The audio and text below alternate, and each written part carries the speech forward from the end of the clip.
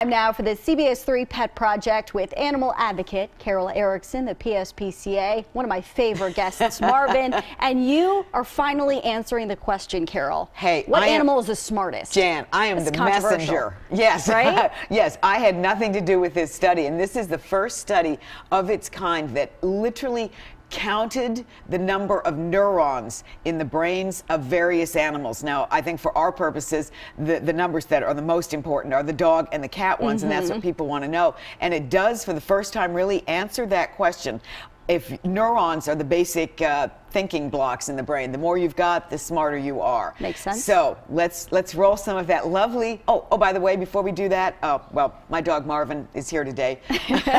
He's our just chilling guest. on the He's just couch. chilling. Yeah, he's smart enough to do that. All right. So here is the study from the Frontiers in Neuroanatomy. This was done by Vanderbilt. This is original research, and they used an isotropic fractionator to determine the number of neurons in the brains, in the cerebral cortex of dogs and cats. And the finding is that dogs had twice as many of these neurons than cats did, meaning they are significantly, according to this study, more intelligent than cats, i.e. they have the ability to be that. So that suggests they have this cognitive advantage over cats. And there are, of course, the anecdotes out there that dogs are easier to train.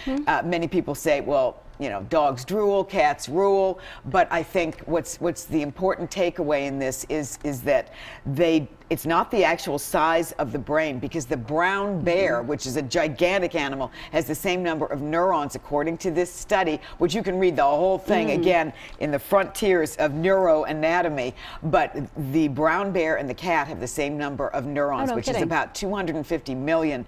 For dogs, they have about, I'm not smart enough to remember all these numbers, 530 million neurons. To make it in a little bit of comparison, people have 16 billion of these neurons. Now, I think one of the things that really surprised me out of this study was how smart raccoons are.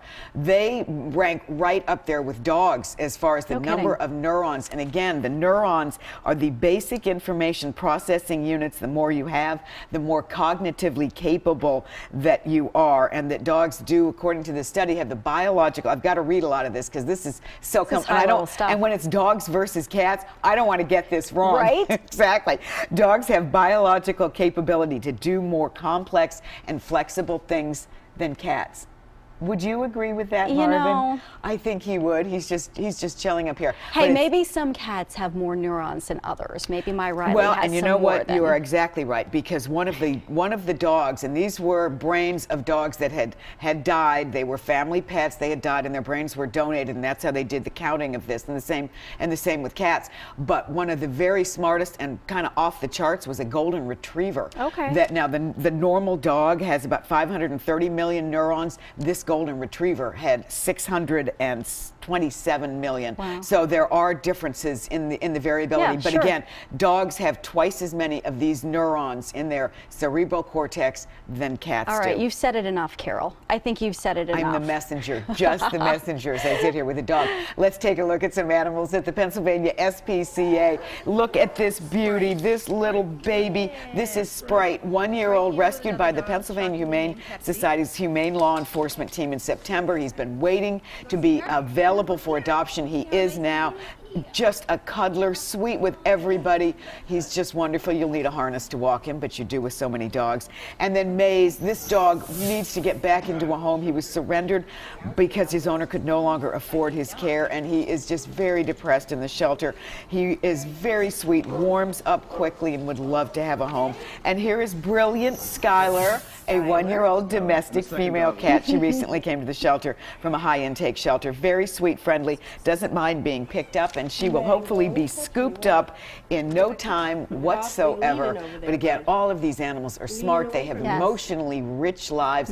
Those animals, again, Pennsylvania SPCA, they have emotionally rich lives. They are capable of doing so much, and there are many things that cats can do that dogs can't do, and that dogs can do that we can't do. So I think the diversity in the brain, nature has put these brains together in many different ways to help everybody. And again, I adopted Marvin from this show, and this is why Look at I that love face.